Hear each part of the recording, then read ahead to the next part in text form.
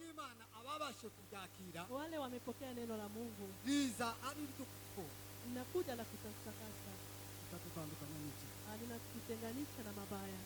Wakoraga icyaha Ulikuwa unafanya dhambi, iyo yakiraga ijambo ry'Imana, kama alikuwa anapokea neno la Mungu, ijambo ry'Imana likabasha kuraho icyaha. neno la Mungu lilikuwa namuondoa kwa utumwa wa dhambi. Bwana Yesu asifiwe. Amen. Ijambo ry'Imana Neno la- liratweza, Neno la Mungu linatuhindura, linatutakasa, linatubadilisha, likadukuraho icyaha, linatubadilisha na kutoa kwa dhambi. tukabasha kugaragara.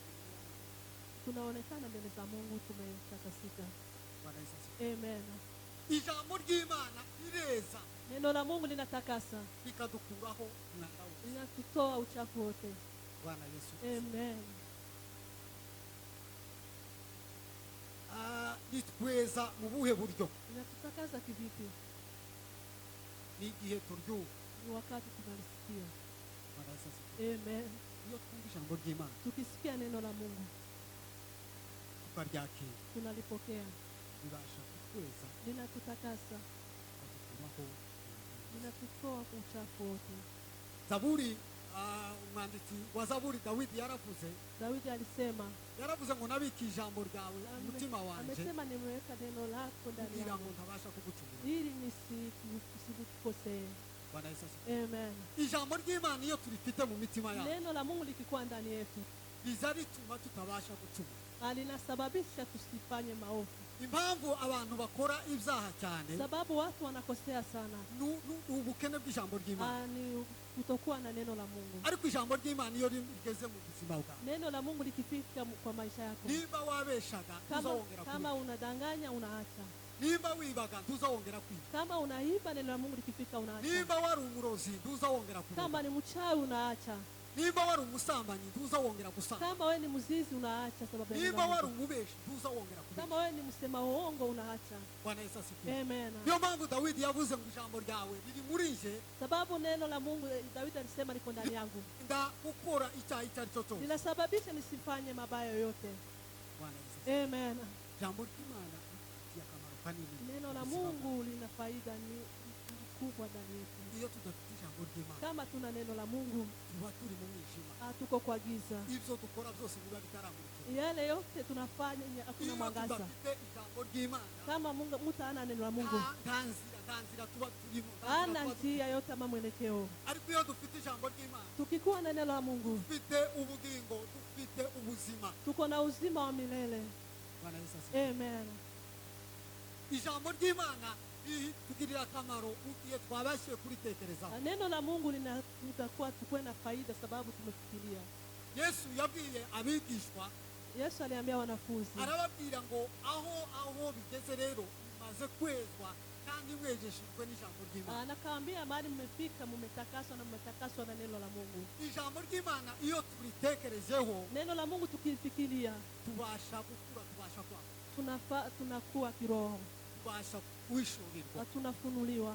Turayishurirwa kubera kuko tugira umwanya munini wo gutekereza ku ijambo. Tunafunuliwa sababu tunatekeleza kwa neno la Ariko Mungu intege sana. nke kenshi tugenda tugira Lakini udhaifu tuko ni ukubera kunanirwa gutekereza ku ijambo ni ry'Imana. sababu ya kukosa kufikiria kwa neno la Mungu. Umwanya wacu munini Wakati wetu mwingi dutekereza cyane ku bidufitiye umumaro, tunafikiria yale yako na faida dutekereza kimwili. cyane ku biduteza imbere, Tunafikiria yale yanatusapoti kimaisha. dutekereza cyane ku byatuzamura muri ubu buzima busanzwe. Tunafikiria yale anaweza tuinua Ariko kimaisha. ntitugira igihe cyo kwicara ngo dutekereze ku Lakini ijambo hatuna muda ya kuketi tufikirie kwa neno la Mungu. ry'Imana. Bwana Yesu asifiwe. Amen. Niyo mpamvu tugenda tunanirwa kenshi, Ndio maana tunashindwa, tukagira intege nke, tukaruha, tunachoka. ibi tukabivamo ngaho nta mumaro bidufitiye. Haya tunaacha sababu tunafikiria kama Ugasanga sana. abantu basengaga Unaona watu walikuwa wanaomba kubera kutagira umwanya wo gutekereza ku ijambo sababu ry'Imana, afikirie kwa neno la Mungu, bakaruha bakabivamo. wanaanguka wanapotoka.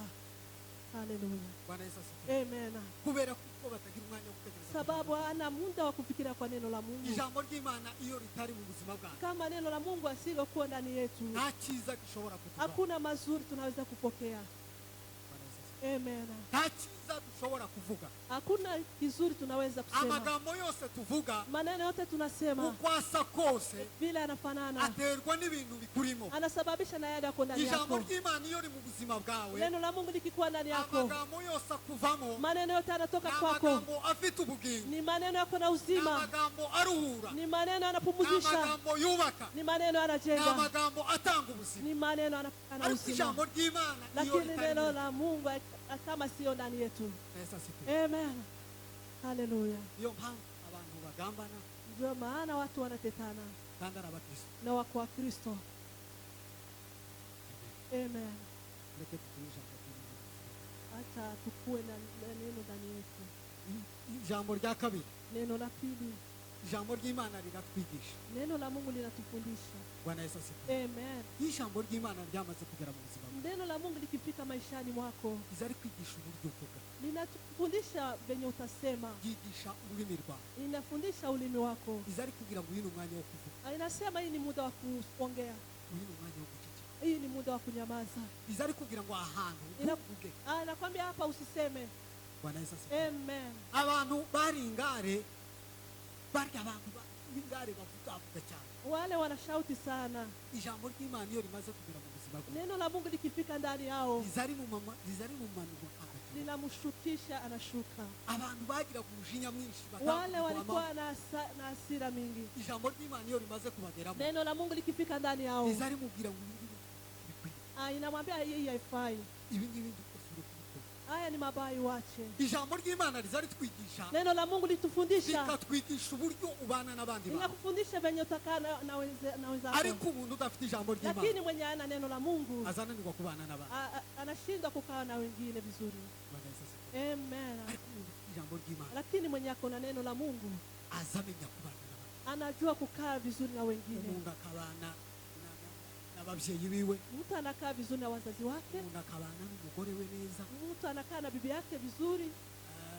Mu rugo cyane abantu bakunda kuvuga amagambo, Kwa boma watu waongea sana, ariko ijambo ry'Imana lakini neno la Mungu riza rikumanura habe n'ubwo waba uri umugabo linakushukisha, ingawa wewe ni mzee, ugatora unanyenyekea kandi ufite imbaraga, na uko na nguvu ufite ubutwari, na uko na ariko nguvu, kubera ijambo ry'Imana lakini sababu ya neno la Mungu rikaguhindura, linakubadilisha. ukageraho abantu bagutekereza ngo none yataye Unafika mahali watu wanasema huyu amekwaje. mu muryango, abantu bakagutekereza ko asa naho yataye ubwenge, utari nk'umuntu. Kwa familia wanakuchukulia kama mtu Kubera amekuwa kuko kichaa, ufite umwarimu, sababu uko na ticha, ufite umwarimu uko wakuyobora, na mwalimu anakuongoza, ufite umwarimu wakwerekera, uko na mwalimu anakuongoza, ufite umwarimu ukwigisha. uko na mwalimu anakufundisha. Bwana Yesu asifiwe. Amen. Ureke gukunda ijambo. Acha tukuwe na neno la Mungu ndani Ijambo yetu. ry'Imana nirigera mu buzima bwawe, Na neno la Mungu likikuwa maishani mwetu, uzamenya uburyo uvuga, utajua venye utaongea, uzamenya uburyo ureba. utajua venye utaangalia. Bibiliya ijira wikaza ikazivuga hejuru y'amaso kureba kw'abantu. Biblia hata inaongea kuhusu macho venye watu Hari wanaangalia. abantu baja bareba nabi, Kuna watu wanaangalia vibaya, hari abantu baza bikirana amaso, kuna watu wanaharibu macho, hari abantu bakora utuntu bakoresheje amaso, ibimenyetso bakaza bakora utuntu bakoresheje amaso. kuna watu hutumia vibaya macho. Ibyo byose Bibiliya ijambo ry'Imana iyo ritugezemo Hiyo yote Biblia inasema neno la Mungu riza likifika ndani ritunganya yetu, amaso yawe akazareba. ikifika ndani yako inafanya macho yako ikuwe sawa. Bwana Yesu asifiwe. Amen. Uzi ko hari ahantu uza ugera gusa wanareba Kuna hali unaweza fika, amaso yawe abantu gusa bakakwemera kubera kuko wakubitana n'umuntu ushaka kwemera. unaweza uangalia na mtu Akaba aone. umuntu akaba yo gukenga kubera gusa ko mwarebanye gutya akaba gukenga. Kuna wale wanaangalia vibaya mkimkia, Ariko ijambo ry'Imana iyo rimaze kugera lakini neno la Mungu likifika ndani yako riza rihindura amaso yawe akazareba. nabadilisha macho yako, unaangalia vizuri. Ijambo ry'Imana iyo rimaze kukugeramo Neno la Mungu likikuwa ndani yako riza rikwigisha amatwi yawe akaja yumva. inakufundisha, hata masikio yako anasikia. Bwana Yesu asifiwe. Amen. Hari abantu bagira amatwi bazabumva nabi, Kuna watu wana masikio wanasikia vibaya, wamubwira ijambo ntaryumve uko warivuze, ukiongea anasikia vibaya, akaba arivuga ukundi yeye ana translate neno cyangwa kama akaba aryumva ngo si uko warishaka. anasema si hivyo ulikuwa unataka kusema. Ariko ijambo ry'Imana rikwigisha, Lakini neno la Mungu likifika ndani yako riza rikwigisha ijambo linakufundisha kusikia vizuri, ndetse rikaritunganya rikavuga ngo nuko avuze gutyo si uko yarageze. Hata ninakwambia ingawa amesema hivyo, si hivyo amesema. Hakuna. Hiyo ni nia ya neno la Mungu. Bwana Yesu asifiwe. Tutazamwe na mauko tezi manicho. Hallelujah. Hallelujah. Ijambo ry'Imana Neno la Mungu. akamaro. Neno la Mungu lina faida. Amen. Ninakufundisha. Ijambo rya gatatu. Neno la tatu, Ijambo ry'Imana ryari kuvuga. neno la Mungu litupatia hekima. Bwana Yesu asifiwe. Amen. Ijambo ry'Imana riduha ubwenge. Neno la Mungu linatupea hekima. Gatupira ubwenge. Hekima. Isi irakwigisha. Dunia inatufundisha. Ikaduha ubwenge. Inatupea hekima. Abantu baratwigisha. Watu wanatufundisha. Ariko ijambo ry'Imana. Lakini neno la Mungu, Ubwenge bw'ijambo ry'Imana. hekima ya neno la Mungu Burenze ubwenge bwose bubaho. iko juu zaidi ya hekima yote. Rija rituha ubwenge Linatupea hekima burenze ubwenge bundi bwose bubaho. zaidi ya hekima zote. Abari abanyabwenge bakaza bagushaka. Wale walikuwa na hekima wanakutafuta. Bwana Yesu asifiwe. Amen. Ubwenge bw'Imana Hekima ya ni Mungu ubudutunganyiriza kwitondera amategeko y'Imana, linatutengeneza kutii amri za Mungu. tukagendera neza mu bushake bw'Imana. Tunaenda kusudi ya Mungu. Ubwo ni bwo bwenge bw'Imana. Hiyo ndiyo hekima ya Niyo Mungu. mpamvu Yakobo yabyanditse aravuga ngo wewe ubuze ubwenge usabe. Ndiyo maana Yakobo alisema wewe hauna hekima, omba hekima. Yakobo arandika aravuga ngo wewe ubuze ubwenge Yakobo akasema wewe hauna hekima, ubusabe. uombe Mungu. Ubwenge bw'Imana Hekima ya Mungu ni ubutuma tudakora icyaha. yanasababisha tusitende mabaya. Wari ufite uburyo bwo gukora bwo gusambana Ulikuwa na namna ya kufanya usherati, ariko tusambana. lakini haufanye usherati. Ubwo ni ubwenge buva ku Mana. Hiyo ni hekima kutoka kwa Mungu. Ubwenge bw'Imana Hekima ya Mungu bukakubwira ngo inakwambia ntubeshe usiseme uongo, warugeze ahantu wo kubesha. hata unafika mahali kwa kusema uongo. Ubwenge bw'Imana Hekima ya Mungu buza butwigisha inatufundisha, bukaguhesha gukunda inakupatia kupenda ahatari igikundira ahatari aho gukunda. mahali pa kupendeki. Ubwo ni ubwenge bw'Imana. Hiyo ni hekima ya Mungu. Ubwenge bw'Imana Hekima ya Mungu birakwiriye ko tugira ubwenge bw'Imana. inatufaa tukuwe na hekima ya Mungu. Ubwenge bw'Imana Hekima ya Mungu buja butuyobora inatuongoza, ukatubwira ngo Imana inatuambia Mungu, yaravuze ngo ntugakore gutya, Mungu amesema usifanye hivi, ukareka kubikora unaacha kufanya hivyo. kubera ubwenge bw'Imana Sababu ya hekima ya Mungu butangwa n'ijambo. inapewana na neno la Mungu. Ariko abanyabwenge bakomako Wale wenye hekima wa kiwango ya juu, uza usanga abana unaona wanafanya ya wapumbavu, ariko ubwenge bw'Imana lakini hekima ya Mungu buja buduhindura inatubadilisha, bukakugira abakomeye. inatufanya watu wakomavu ama wasamani. Abigishwa ba Yesu Wanafunzi wa Yesu hari igihe bigeze kugera bafata Pawulo, bafata Petero na Yohana, walichukua Paulo na Yohana. noneho ngo barangize ni igihe bari bakijije cya kirema cyahoraga cyicaye ku rusengero rwa Salomo, ngo bamare kukiza barabafata barabafunga, Ni wakati walikuwa wameponya kilema kilikuwa karibu na kanisa, babashikije mu rukiko, wakiwapeleka ngo batangazwa n'ubushizi bw'amanga, batangazwa n'uburyo bavuga n'ubwenge bafite. wakashangaa wana kukuona hekima walikuwa nao ama ujasiri. Noneho ngo abantu babazanije baravuga ati aba bantu ko tuzi ko batize, Wakaulizana hao watu, mbona si wasomi? none ubwenge ubushizi bw'amanga babufite, Hii hekima wametoa wapi ama ujasiri wametoa ariko wapi? ngo baza kwibuka kuko bagendanye. Wakakumbuka wametembea na Yesu. Bwana Yesu asifiwe. Amen. Ubuzima burimo Yesu Kristo Uzima uko ndani na ni Yesu. ubuzima bwuzuye ubwenge.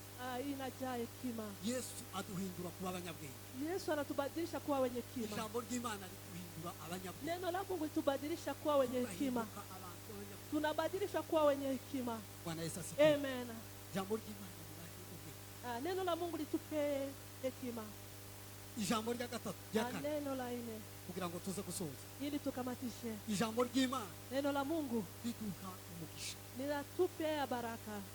Turahirwa Tunabarikiwa. iyo dufite ijambo ry'Imana. Kama tuko na neno la Mungu tunabarikiwa.